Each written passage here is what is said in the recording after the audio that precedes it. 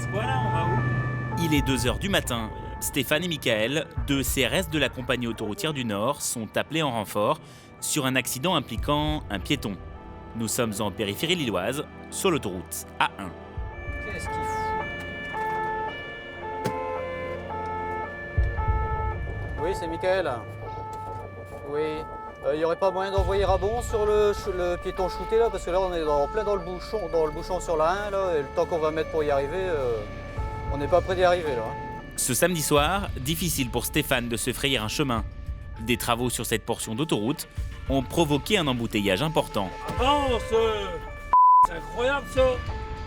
Sur place, Stéphane retrouve d'autres CRS de sa compagnie, aux côtés des pompiers. La meuf a été embarquée, elle est sortie de boîte avec des mecs et puis ils ont peut-être essayé de faire quelque chose avec elle, elle a sauté de la voiture. Stéphane et Michael n'en reviennent pas. Dans le véhicule des pompiers, la jeune femme est vivante. Elle est rapidement conduite aux urgences, suivie par Eddie et Stéphane, arrivés premiers sur les lieux de l'accident. Baptiste en profite pour faire le point avec le QG. Je ne connaissais pas les personnes qui l'ont prise, elle ne dépose pas plainte et elle n'a pas été renversée sur l'autoroute. Elle n'a pas été renversée, alors qu'est-ce qu'on fait de cet homme qui nous dit qu'il a percuté cette fille et qui arrive au tonton? L'affaire se complique. Les agents doivent maintenant vérifier ce nouvel élément et tenter d'y voir plus clair. À l'hôpital, la jeune fille est consciente mais agitée. Sérieusement blessée, le visage en sang, elle tient un discours peu cohérent. Difficile pour les agents de prendre sa déposition. Ah oui, mais justement, il faut que je note que vous ne déposez pas plainte. Voilà, c'est rien passé du tout. J'étais au feu d'artifice. J'étais en calèche. Non. Tes poches sont placées, les poches. Sur l'autoroute, c'est ce qui se passe. Rien du tout. J'ai accompagné par des potes. Ils ont essayé de me violer. Ils étaient des coups. Vous les connaissez ou pas cette Non. pote? La voiture, c'était quoi? C'était quoi comme Audi. voiture? Une Audi? Ouais, une noire. Audi noire. Ouais. Les Roubaisiens, si tu veux savoir. Comment? Les Roubaisiens. C'est bon, t'as fini? Non, t'attends 2 secondes. Ça y est, je pars plus en fait. Allez, je suis en retard. Ouais, salut. Au même moment, aux 4 cantons, le QG de la CRS autoroutière du Nord, l'affaire rebondit. L'agent Stéphane est en train de prendre la déposition d'un automobiliste, convaincu d'avoir renversé un piéton sur l'autoroute. Arrivé à son auteur. Si vous avez constaté, il y avait un véhicule arrêté. Il y avait un véhicule arrêté avec 2 personnes à l'intérieur. Avez-vous remarqué quelque chose en particulier sur cette jeune fille? Elle était comment, énervée, alcoolisée? Elle n'était pas dans son état, je pense.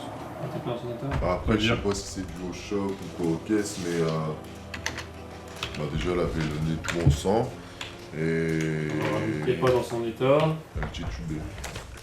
Il s'agit donc bien de la même jeune femme. Reste à savoir ce qui s'est réellement passé.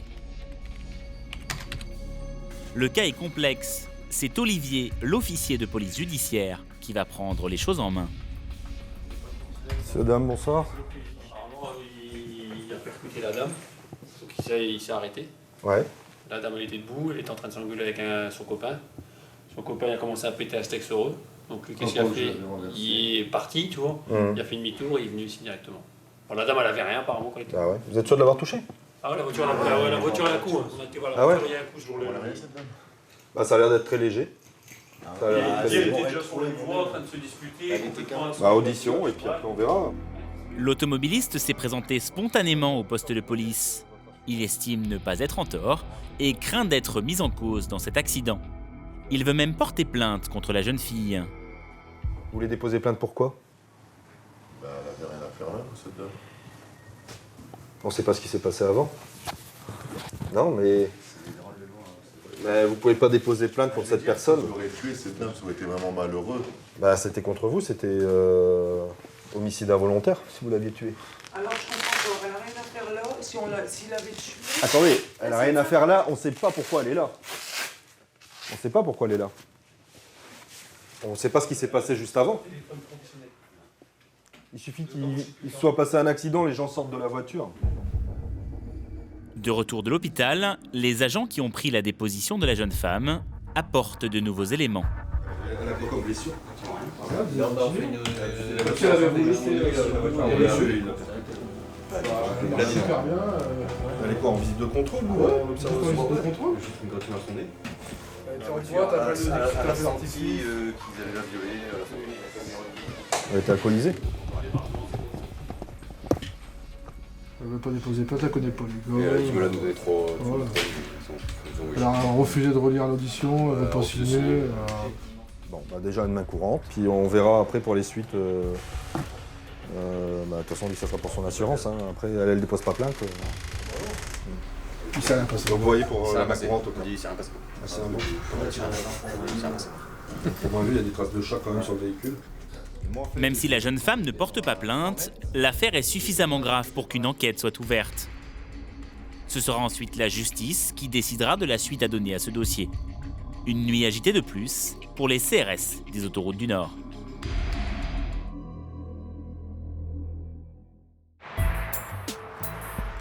Bienvenue en périphérie lilloise, 900 km d'autoroute où circulent paisiblement des centaines de milliers d'automobilistes, mais où se croisent aussi chauffards et dealers. Aux 4 cantons, le QG de la CRS autoroutière du Nord, Olivier, brigadier chef, prend son service. Avec ses 16 ans de maison, il part en mission avec un seul objectif, sécuriser l'autoroute et stopper tous ceux qui sont en infraction. Rabot, sortie de Rabot 11. Il est presque 1h du matin, nous sommes samedi soir. À cette heure tardive, les jeunes du coin ont déjà bien entamé leur soirée. Donc là, on se rend sur la 21 au niveau de la sortie Lens Centre pour un contrôle alcoolémie systématique de dépistage des automobilistes. En général, les week-ends, on a toujours des opérations prévues. Ce point de contrôle est un lieu stratégique. Ici se croisent ceux qui rentrent chez eux après une courte soirée et ceux qui continuent vers les discothèques belges. Les abus d'alcool sont fréquents. Mademoiselle, bonsoir. Contrôle de police, mettez vos warnings s'il vous plaît. Stop. Plusieurs véhicules sont contrôlés, mais c'est sur cette berline grise qu'Olivier va s'attarder. Monsieur, bonsoir. Contrôle de police. Je vais demander de présenter permis de conduire et papier du véhicule. Merci. Bon, en attendant, monsieur, mon collègue va vous soumettre au dépistage de l'alcoolémie. Vous allez prendre une bonne inspiration et vous allez souffler. Non, monsieur. Prenez une bonne inspiration. Vous allez recommencer une deuxième fois. Écoutez-moi. Je pense que vous êtes alcoolisé, monsieur. Donc vous allez faire ça sérieusement. Sinon, on passera tout de suite à l'étape supérieure. D'accord ? Tant que vous entendez le bip, vous soufflez. Ah pardon, bah, vous ne l'avez pas dit. Attendez. Non, fais un long souffle. Continue. Vas-y, une bonne inspiration, vous soufflez. Encore, monsieur. À la troisième fois, vous sortirez du véhicule, on ira directement au poste de police. Encore. Bon, monsieur. Vous avez consommé quoi, monsieur? 3 verres de quoi? 3 whisky. Ok. Vous pouvez sortir du véhicule, s'il vous plaît? Vous avez bu quand vos whisky? Bah là, en fait, on vient de finir une soirée. D'accord. Le dernier, vous l'avez bu à quelle heure à peu près? Il y a combien de temps à peu près? Il y a 3 quarts d'heure. Il y a 3 quarts d'heure? J'ai pas bu beaucoup, honnêtement, tu vois. Bah, on va voir après si vous êtes en contraventionnel ou en délictuel. Même si le conducteur avoue finalement avoir bu, Olivier passe immédiatement à l'étape suivante. On va prendre monsieur en charge pour l'emmener à notre poste de police pour vous soumettre à l'éthylomètre, monsieur. Cet homme a de quoi s'inquiéter. Il est chauffeur routier. S'il perd son permis, il perd son travail. Pour lui, le suspense sera de courte durée. Avec un taux d'alcoolémie à 0,63, presque 3 fois la limite légale, son permis sera immédiatement suspendu. Au même moment, à quelques mètres de là, nous retrouvons Stéphane. Lui aussi est un vieux briscard de l'autoroute. 12 ans de patrouille.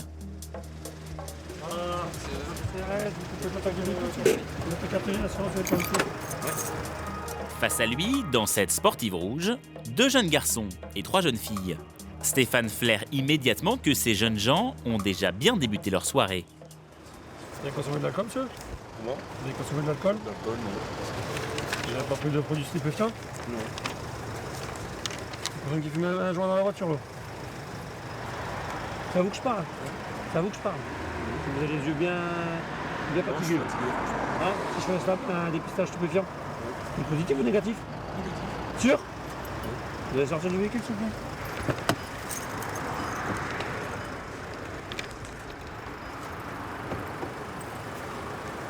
Vous avez tenté votre permis, la carte grise de la voiture? Vous avez rien sur vous, monsieur? Non. Combien dans la voiture? J'ai 4 000 dans la voiture. Dites-le-moi tout de suite parce que si je fais dépouiller la voiture et que je suis de la drogue, C'est un peu tout le monde. vous avez fumé aussi, vous? Légèrement, quelques. Ça fait combien de temps? Environ 3 heures, 4 heures. Vous visez tout ce que vous avez dans vos poches comme ça? Le jeune homme est bien équipé. Un paquet de feuilles à rouler et une égreneuse à le kit complet du consommateur de. Il y a rien dedans ou il y a rien? Il n'y a rien dedans. Il n'y a pas de drogue dans la voiture, c'est sûr? C'est sûr qu'il n'y a rien? Si, il me reste quelque chose. Moi, je Ah voilà. Vous allez tous sortir de la voiture, s'il vous plaît? Il vous reste. C'est juste ce qui me reste. Sûr? Il reste que ça? Moi, en tout cas, j'ai ça, je vous jure. Et les autres? Et les autres non plus, ils en ont. C'est un sachet de 10 grammes que le jeune homme remet finalement à l'agent. Stéphane poursuit son contrôle sur les autres passagers cette fois. Vous avez des pièces d'identité? Vous aussi, une pièce d'identité? Ouais, j'ai vu dans mon sauré demander. Vous avez une pièce d'identité? Vous êtes majeur ou mineur, vous? Vous aussi, mineur? Si je vous fous, je trouve rien d'autre? Allez. Bon, vous n'avez rien sur vous, forcément. De son côté, son collègue, le brigadier chef Michael, procède à la fouille du véhicule. Un deuxième égreneur à est trouvé, mais c'est dans le coffre qu'une surprise de taille l'attend. Vous faites quoi là? Bah alors monsieur, qu'est-ce qu'on fait dans le coffre? Allez, sortez de là. Vous faites quoi dedans? Vous faites quoi dans le coffre? Mettez-vous sur le côté là. Totalement inconscients, ces 6 jeunes gens se rendent en discothèque et ont une bien mauvaise idée. Leur voiture n'ayant que 5 places, l'un d'eux s'est installé dans le coffre. S'il y en a un qui vous percute par l'arrière, le mec qui est dans le coffre, il est mort? Pour moi, c'est une première. Donc là, il ne repartira pas avec le véhicule, il repartira à pied. Ses amis aussi finiront à pied une fois la voiture garée en lieu sûr. Pas d'amende pour ces apprentis fêtards, mais leur matériel à fumer finira dispersé sur le bitume. Sur les autoroutes du Nord, les CRS veillent. Mais à leur côté, d'autres forces de l'ordre sont en embuscade. À quelques kilomètres des 4 cantons, c'est au tour de Laurent de prendre son service. Cet homme est douanier depuis 32 ans et il commence toujours par mettre son gilet pare-balles. On va dire que la journée, on a plus affaire à des gens qui travaillent quand même. Le soir, on sait qu'il y a plus de risques de fraude. Et c'est souvent des situations un peu plus chaudes. Voilà, la bombe anti-agression. Ensuite, un paire de menottes. Il est 23h, nous sommes à quelques minutes du départ. L'inspecteur Laurent briefe ses équipes sur le dispositif de la nuit. Ce soir, on va profiter de la présence des collègues du Bézieux pour travailler un petit peu avec eux. Première partie de nuit. Hein. Donc eux, ils comptent aller sur la 27. Nous, on se mettra peut-être un petit peu sur les à côté pour récupérer éventuellement ce qui passera à côté. Ce soir, comme à l'habitude, une première équipe sera sur l'autoroute, pendant qu'une deuxième sera postée sur les axes secondaires. Vous vous mettez à cet endroit-là, donc aussi bien si on est grillé là que là, vous les récupérez là. Ça marche ? Direction donc un petit village à quelques mètres de la frontière belge. Cet axe parallèle à l'autoroute est un itinéraire bien connu de tous ceux qui veulent échapper aux contrôles autoroutiers. Mais les douaniers eux aussi connaissent bien les lieux. Et c'est ici, bien à l'abri des regards, que Laurent et Michael vont attendre les véhicules suspects. Un peu comme une planque pour éviter d'être vu de l'autoroute, parce que un véhicule sérigraphié vu de l'autoroute. Souvent les voitures porteuses ont une voiture éclaireuse, donc on serait vite signalé par la voiture éclaireuse. Mais à peine installé qu'une voiture arrive à grande vitesse. C'est bonjour. Service des douanes. Vous croyez où là ?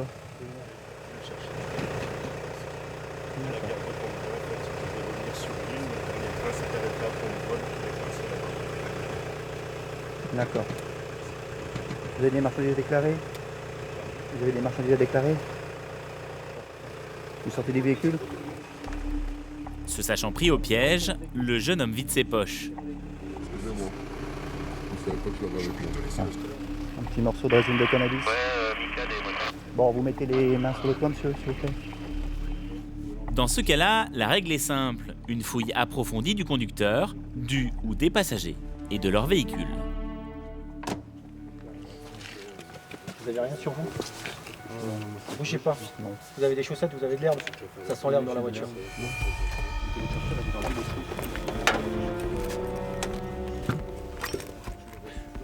Et ça, c'est à qui ça? Arme de 6e catégorie. C'est interdit d'avoir ça. Ah ouais, ça vous le laissez chez vous ça. Et qu'est-ce que vous faites avec un tournevis dans votre sacoche? Un point américain, un tournevis, et parmi la multitude de stylos, un pochon d'herbe dans la poche avant. L'herbe, elle est là. Une petite prise ce soir pour les douaniers. Avec de si faibles quantités de ils laissent repartir les jeunes Belges dépossédés de leurs stupéfiants et objets illégaux.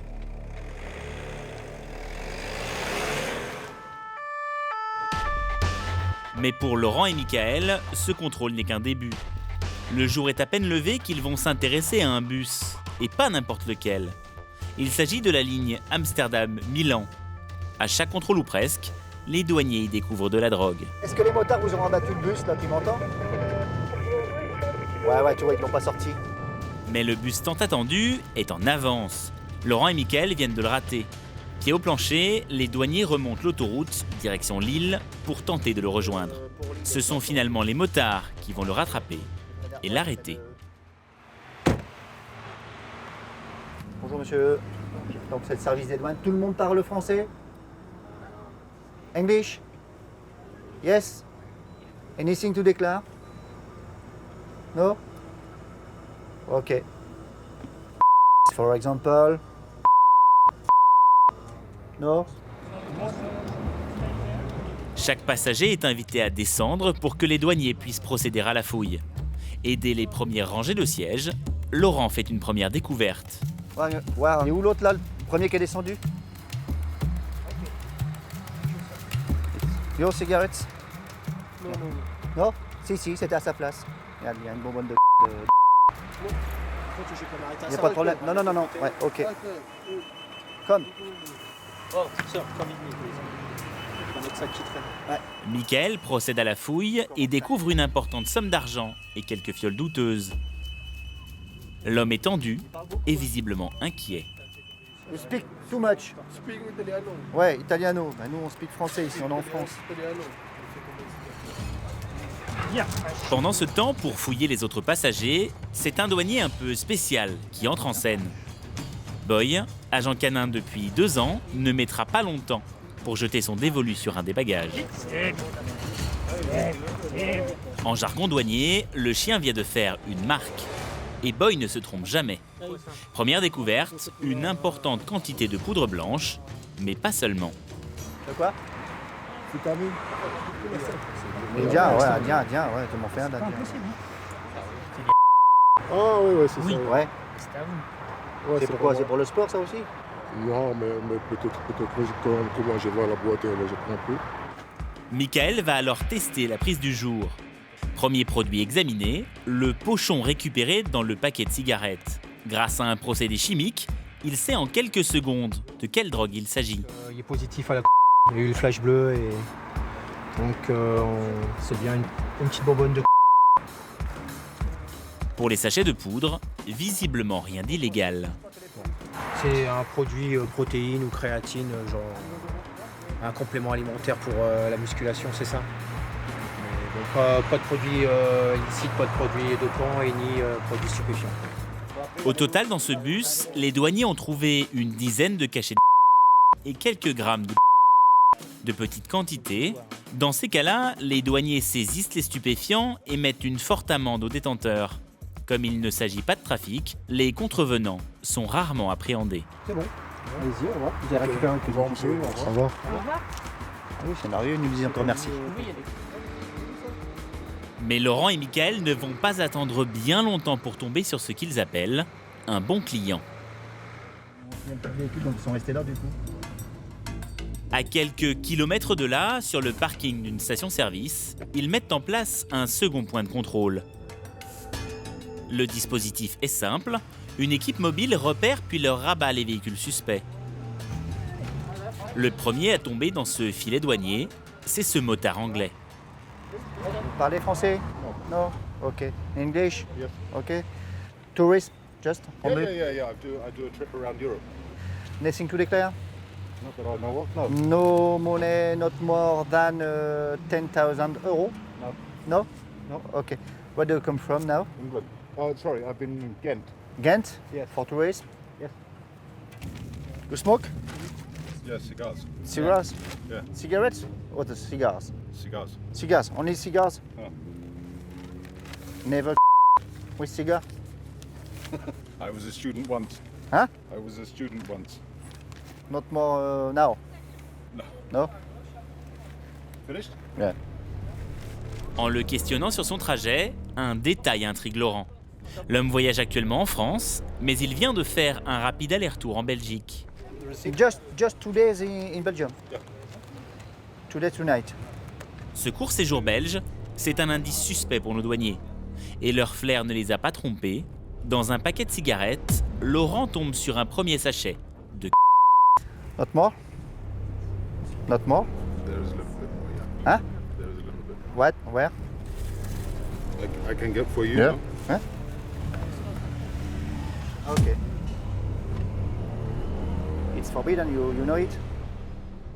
L'homme fait profil bas, mais Laurent n'en a pas fini avec lui. Le douanier insiste, persuadé qu'il y en a encore. Not more? Not more? Not more? Sure? Je pense que tu peux vérifier, il appelle, c'est sûr. À mon avis, il tremble encore un petit peu, donc il doit y avoir encore quelque chose.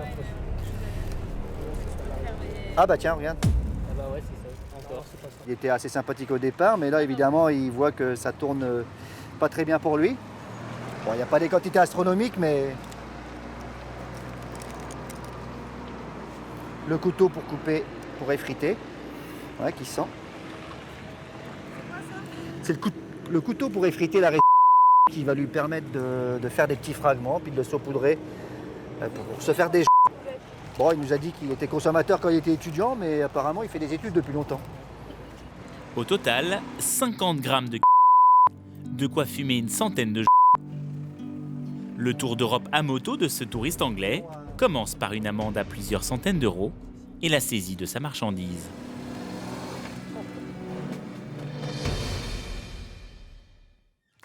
Retour aux 4 cantons, le QG de la CRS 11. Ici est basé un service pas comme les autres, le GAGE, le groupe d'appui judiciaire qui enquête sur l'autoroute. Ce matin, Antoine et Olivier sont à la recherche d'un délinquant routier. Une enquête de longue haleine.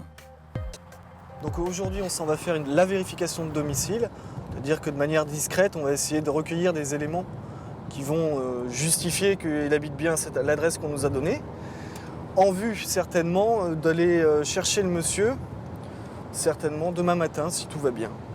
C'est un accident matériel avec délit de fuite qui date du mois d'août 2012. Le propriétaire du véhicule qui est responsable du délit de fuite ne défère pas aux convocations.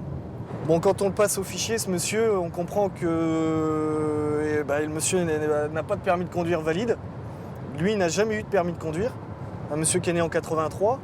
Et d'après les informations qu'on a recueillies, le véhicule n'était pas assuré non plus au moment des faits. Un délit de fuite après accident, l'affaire est sérieuse. Et pour mettre la main sur l'individu, rien ne vaut les réseaux sociaux. Donc par l'intermédiaire des services de police, on n'a aucune photographie. On a récupéré ces photos via sa page Facebook. Votre destination se trouve sur la gauche. Ils doivent d'abord vérifier les informations rassemblées au cours de leur enquête. L'homme habite-t-il toujours ici? Que fait-il? Quels sont ses horaires?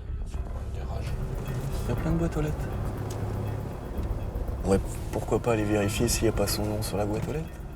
Devant le domicile du suspect, une voiture noire est stationnée. Une femme est à l'intérieur. Elle observe les policiers. On ne sait pas qui est cette dame, c'est peut-être sa copine actuelle. Pour n'éveiller aucun soupçon, notre caméra restera cachée sur le parking voisin. Pour endormir sa méfiance, Antoine et Olivier vont se présenter sous une fausse qualité. On est du service des affaires familiales et on voudrait rencontrer monsieur Bourguin. Vous connaissez? Oui, c'est mon voisin. C'est votre voisin? Il est là actuellement, tu sais pas? Je sais pas du tout parce qu'il suit une formation. Ouais. Et là, dans la journée, il part vers quelle heure quand c'est comme ça? Le matin, il part de bonne heure et il revient l'après-midi, quoi. Vous savez avec qui fait la formation? Ouais. Je peux pas du tout vous dire. Ok, bon, on passera. Allez, bonne journée, merci, au revoir. Merci, au revoir. En se faisant passer pour les services sociaux, Antoine et Olivier ont réuni toutes les informations qui leur manquaient. Ils reviendront demain matin pour interpeller le suspect. Le lendemain, 5h du matin, à 1h de l'interpellation, Thomas, officier de police judiciaire, fait un point avec l'équipe. Photo de l'individu à l'appui.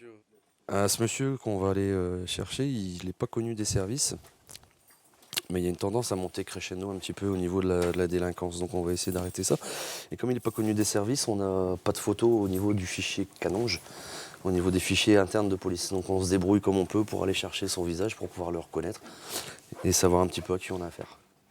On a beau prévoir un plan d'attaque ou une manière d'opérer, en général ça se passe jamais comme on aurait voulu, quoi. Il y a toujours un truc qui va contrarier. On va se dire par exemple on va monter à 4. Finalement, il se peut qu'on arrive, le mec il sorte pour aller au boulot. Donc, après, c'est un enchaînement de choses et puis il faut qu'on s'adapte, nous, à la situation, forcément. Donc on finit le café, on gilet pare-balles pour tous et puis gaz, d'accord? Prêt à affronter toutes les situations, c'est en voiture banalisée qu'il quitte la compagnie. 6 heures précises, l'heure légale pour les interpellations. Les policiers sont en place. Après plusieurs tentatives, l'homme ne répond pas et c'est finalement une voisine qui ouvrira. Oui, bonjour, c'est la police. Pouvez-vous nous ouvrir, s'il vous plaît? La police? Oui.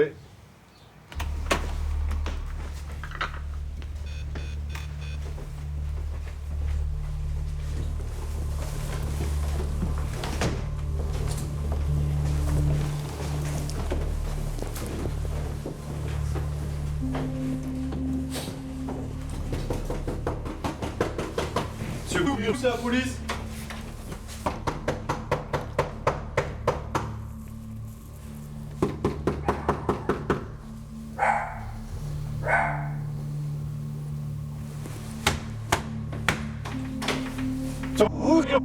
À 3 on casse.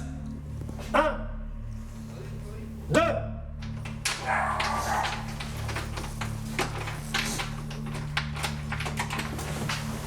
Bougez pas. C'est la police, ça va. Ok. Oui. Bougez pas.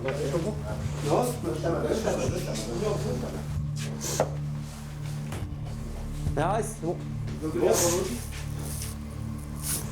Vous voulez avoir un médecin, faire prévenir quelqu'un de votre famille ou un avocat?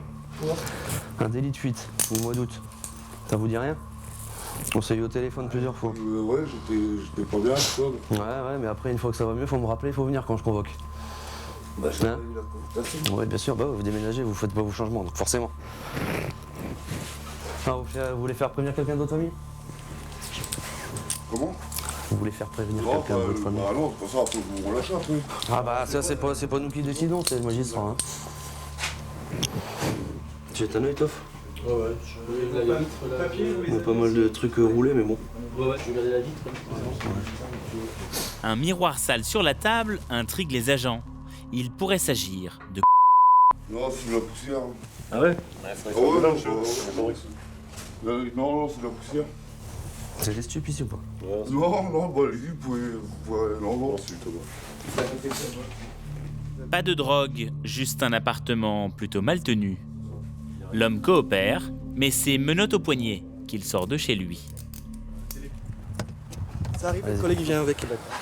Quand ça se passe comme ça, tant mieux, le monsieur il est coopératif. Il sait pourquoi on est là, donc c'est qu'il a pas oublié, donc tout va bien. Tout de suite. Avouera-t-il être l'auteur de l'accident? C'est là tout le travail de l'équipe du groupe d'appui judiciaire de la CRS autoroutière. À peine arrivé, le suspect est immédiatement placé en cellule, en attendant d'être entendu. L'audition, c'est Aurore, la seule femme CRS de la compagnie, qui va s'en charger. Tu peux mettre 9h20, 8h20 sortie du garde à vue pour audition, avec moi. Et vous allez le voir, avec ses 10 ans d'expérience, Aurore ne lâche rien.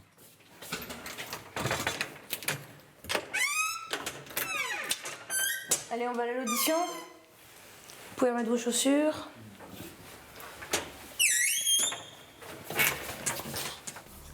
Elle doit faire reconnaître au prévenu qu'il est bien l'auteur de l'accident.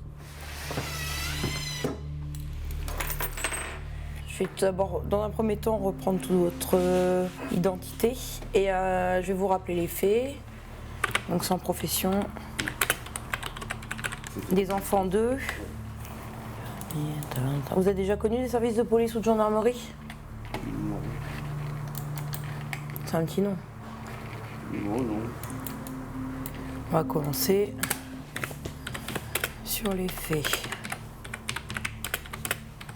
Un délit de fuite après accident de la circulation,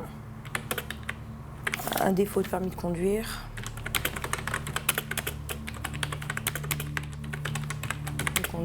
et un défaut d'assurance. Comme je vous ai dit, moi je m'en rappelle.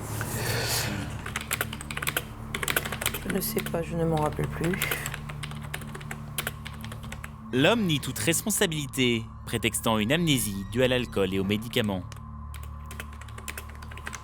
Cela vous est-il arrivé malgré tout de conduire, malgré le fait que vous n'ayez pas de permis? Ça m'est déjà arrivé pour les garer la voiture. C'est tout? Bah, Alors pourquoi me dire que ça vous arrive pour garer la voiture? Et tout à l'heure, quand je vous ai posé la question concernant la 25, vous m'avez dit que vous l'empruntiez.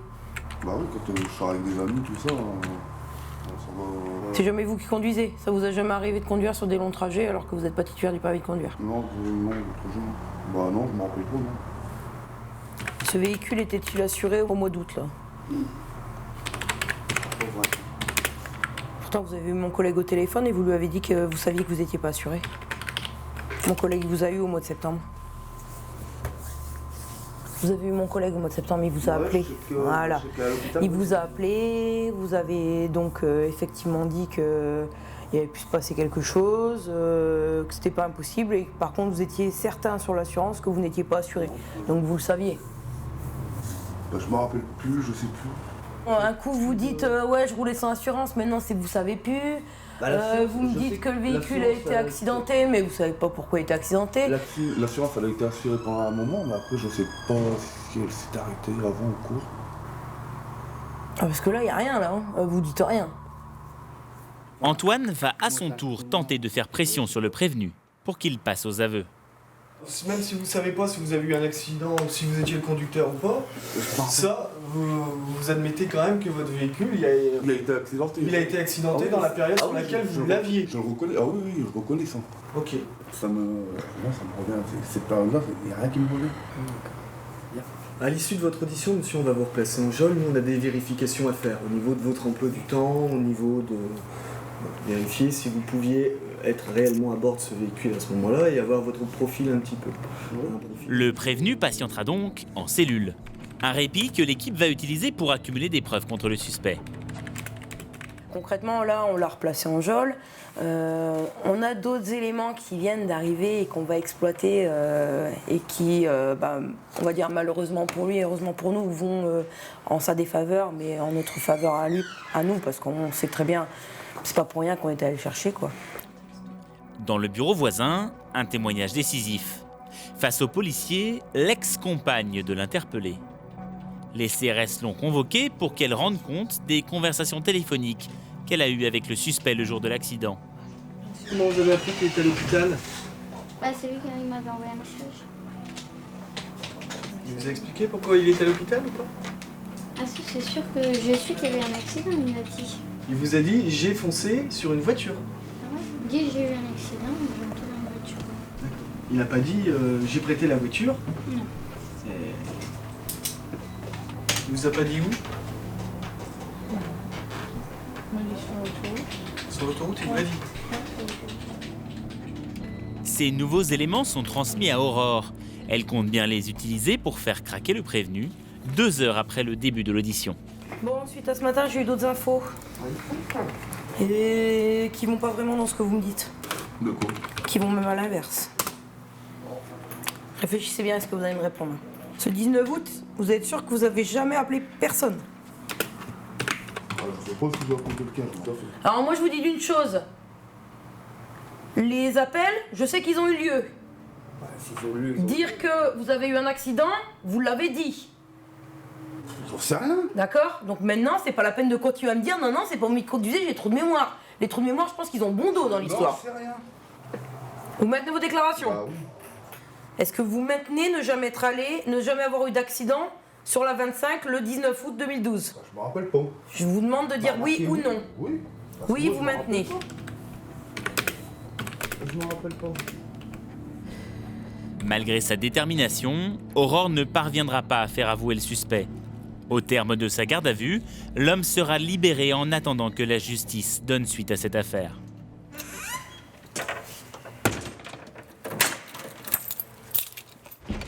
Pas de répit pour la compagnie.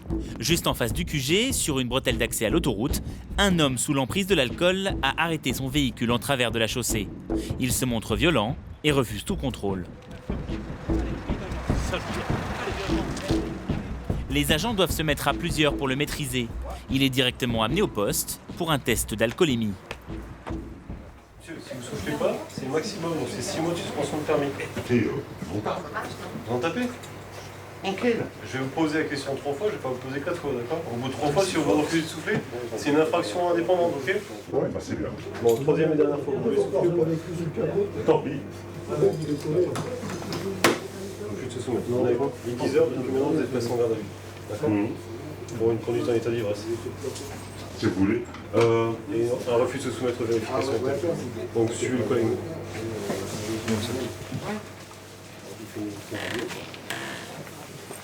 Ça n'a pas de... Allez, monsieur. Allez, on y va, on va faire du temps. Non, mais c'est pas la peine, hein. Arrivé devant la cellule, les CRS tentent une dernière fois de le persuader de souffler.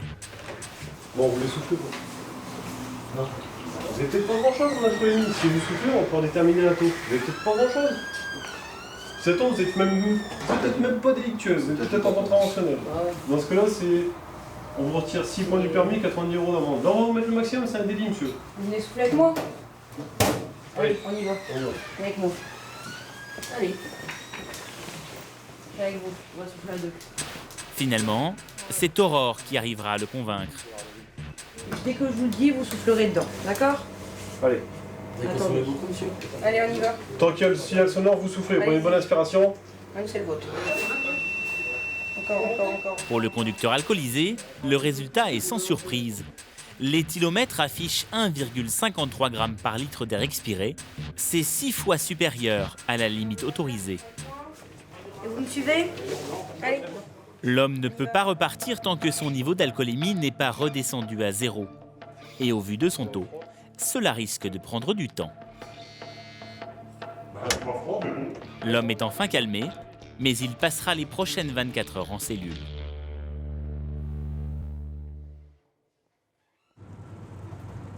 En 2012, sur les routes du Nord, 22% des accidents mortels étaient dus à l'alcool. La nuit est à peine tombée que les CRS sont déjà appelés sur un nouvel accident. J'ai reçu Rambo 15, est-ce que vous avez reçu le message pour l'accident? Nous sommes sur la 25, Stéphane arrive sur les lieux.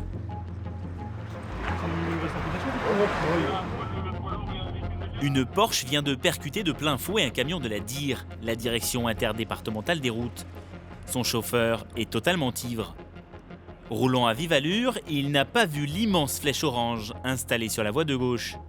Il a bien freiné, 30 mètres avant l'obstacle, mais trop tard. Le camion était heureusement vide, il n'y a aucun blessé. Avec la vitesse et l'alcool, il n'y a pas du vrai là. Bah c'est quoi là en dessous?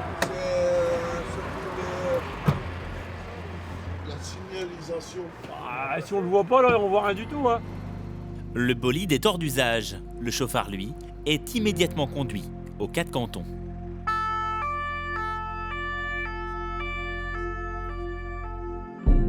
Dans sa cellule, l'homme dessoule lentement. Pour les CRS, il est l'heure de lui notifier sa garde à vue et de le présenter à un médecin. C'est la procédure en cas d'accident sérieux. Je vous donne monsieur. Il ronfle.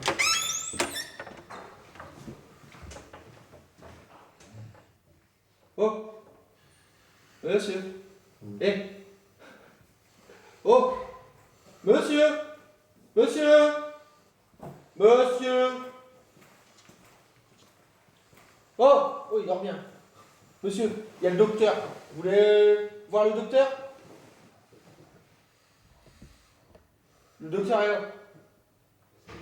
Pour une visite, il va vous visiter, voir si vous êtes blessé ou quoi. Ok? Bon, normalement, vous avez rien, mais bon. Vous venez ou pas? Ouais? Allez, venez. Elle verra ça tout aussi. Pardon? Elle verra ça tout aussi doux. J'ai pas compris, monsieur. Elle verra ça tout aussi. Elle verra ça tout aussi? Ouais, elle est tout aussi. Ça veut rien dire, monsieur. Ça veut rien dire ce que vous me dites. Non. Non, elle verra ça tout aussi, je sais pas ce que ça veut dire. Le docteur attendra, notre chauffard ne semble pas en état de faire quoi que ce soit. 8h du matin, le prévenu reprend enfin ses esprits. Un rapide petit déjeuner en cellule et il est l'heure pour lui de souffler. Oui, monsieur. Tes chaussures? C'est obligatoire. On va vérifier votre taux déjà? Oui. À mon avis, vous avez un gros taux cette nuit. Je pense pas que ce soit assez baissé pour que je puisse vous notifier votre garde à vue et puis vous additionner. Il n'y a pas de blessé? Non, il n'y a pas de blessé.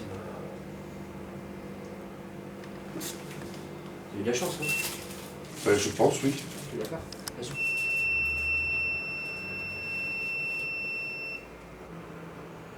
Bon, bah, on va attendre encore un petit peu. Vous avez déjeuné là? Ouais. Je peux pas m'en aller. Je peux pas appeler quelqu'un. Ah non, monsieur. J'en ai marre, je peux pas rester enfermé là-dedans. C'est la première fois de ma vie, je tiens pas le nom. Faut attendre 0,25. En dessous de 0,25. On peut pas essayer une deuxième fois, enfin bref. C'est bon? Oui. 10 heures après l'accident, son taux d'alcoolémie est toujours trop élevé. Il devra attendre encore 6 heures pour être relâché et repartir à pied. Ouais, donc sortie de la faillite 10, hein, je me porte sur l'autoroute A2 pour une session LAPI au but d'interpeller un véhicule reçu. C'est bien reçu. Métrage du véhicule 185. 9 heures aux 4 cantons. Ce matin pour les CRS, c'est une opération d'envergure. À la manœuvre, le major Dominique. C'est bien reçu. Ouais, donc de rabot de la faillite 10, donc pour information, je prends 2 motocyclistes avec moi. Vous avisez également rabot 31, hein, qui se tiennent aussi en alerte au vu de l'interpellation. Bah, actuellement, on se dirige vers l'autoroute A2 afin d'interpeller un véhicule qui, a priori, serait susceptible d'être volé. Donc il peut être déclenché par le véhicule LAPI, hein, le lecteur automatique des plaques d'immatriculation. Et on va essayer d'interpeller ce véhicule avec l'aide des motards. Hein. Sa progression, elle est connue a priori. Depuis Paris, la sûreté départementale trace un suspect via le GPS de son téléphone portable. C'est à la CRS du Nord de l'intercepter. Ouais, c'est le major à bord du véhicule LAPI. Vous avez la progression actuelle là? À Bourcy 62, ouais, bon, normalement je devrais y arriver. L'affaire est complexe. Les CRS n'ont aucune information sur le véhicule et ne peuvent s'appuyer que sur la position approximative du suspect, transmise par Paris. Rabot la faillite 10. Voilà, si on appelle Rabot, transmettez. Je viens juste d'arriver sur l'A2. Je vais me mettre en place au niveau du poste de la Sentinelle. Rabot 31 va se mettre au niveau de Valenciennes Centre et les motards, la faillite 42 au niveau de l'échangeur de Marly. Hein. Reçu? Au bord de l'autoroute A2, en direction de la Belgique, pendant près de 10 minutes, le système LAPI va lire toutes les immatriculations. En cas de véhicule déclaré volé, une alarme retentit. Mais ce matin, aucun résultat. Le temps presse, le suspect aurait déjà dû les dépasser. Bon, pour l'instant, on n'a toujours rien. Ça me surprend parce qu'il devrait être sur nous normalement. Là. Tri-Saint-Léger, il nous a passé alors. Ouais. Bon, on va remonter jusqu'à la frontière, on va essayer de dépasser le feu de circulation pour voir si on arrive à l'avoir. Aux effectifs Rabot 31, Lafayette 42. Donc je viens d'avoir des collègues de l'ASD. Le véhicule nous a passé, il est à hauteur de Tri-Saint-Léger, hein, donc par sa géolocalisation.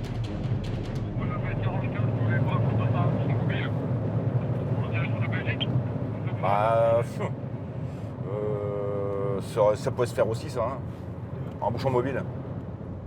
Avec lui, Dominique a le seul élément concret de cette affaire, une photo du suspect. Et c'est en observant chaque véhicule à sa portée qu'il repère un homme correspondant au signalement. Oh, ça serait... C'est ça, hein. Ouais, attends, Audi. Ouais. Le personnage correspond un petit peu à la photo que j'ai là reçue. Je le prends, on a un bouchon mobile devant, on va l'interpeller. Oh, mets-toi devant. Hein. Ah bah, qu'ils attendent. Ouais, arrête-toi là, c'est bon.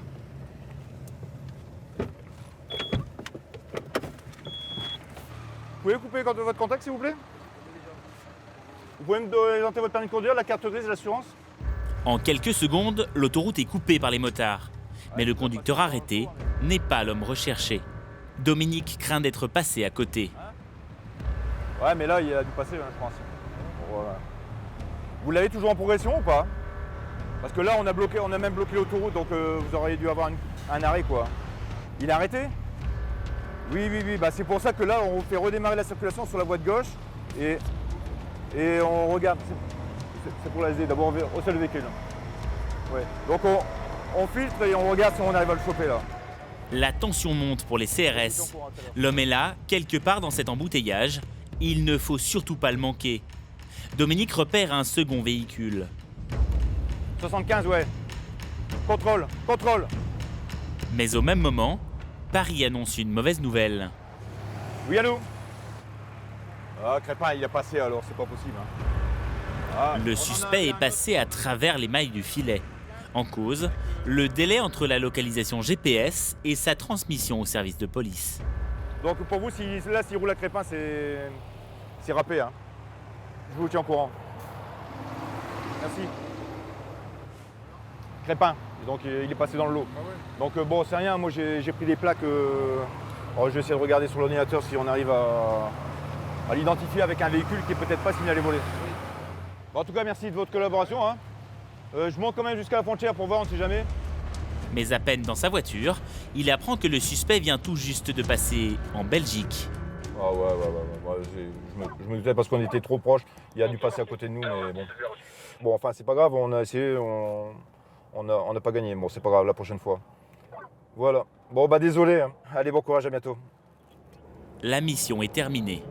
Déçu, le major informe ses équipes et lève le dispositif.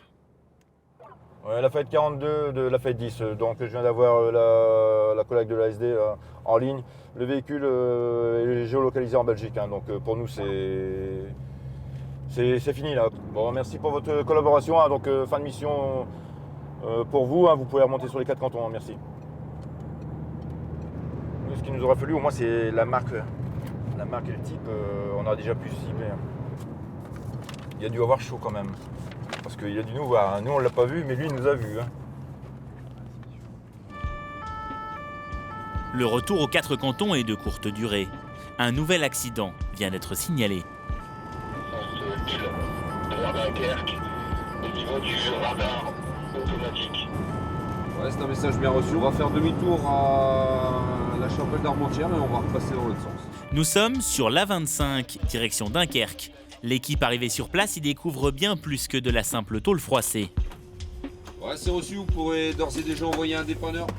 En plus des 2 véhicules accidentés, les aménagements publics ont été sérieusement endommagés, occasionnant les premières difficultés de circulation. Une équipe de l'ADIR sécurise déjà le périmètre. On reste en sécurité, vous attendez qu'on vienne, et là seulement vous traversez les voies de circulation. Parce que là c'est super dangereux. Ces 2 jeunes hommes ont eu de la chance, malgré une collision brutale. En témoigne l'état de leur véhicule. Quelques mètres plus loin, le second véhicule est lui aussi hors d'usage et son conducteur en état de choc. Avec nous, allez, on se met en sécurité là-bas. Alors là, c'est juste un automobiliste qui a décidé d'aller tout simplement chercher des chewing-gums dans sa boîte à gants alors qu'il conduisait voie de gauche à 110. Et il n'a pas vu qu'il y avait devant lui un autre véhicule.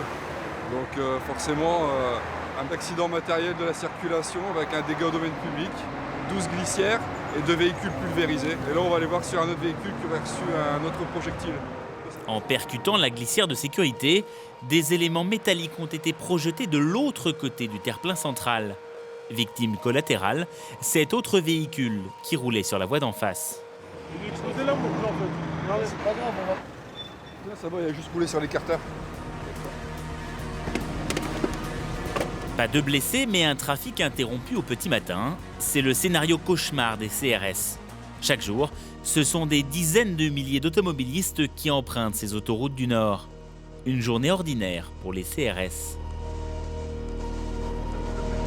Accidents, vols, trafic, l'autoroute A1 est l'autoroute de tous les excès. En 2012, la CRS autoroutière du Nord est intervenue sur près de 2400 incidents, soit près de 7 interventions par jour.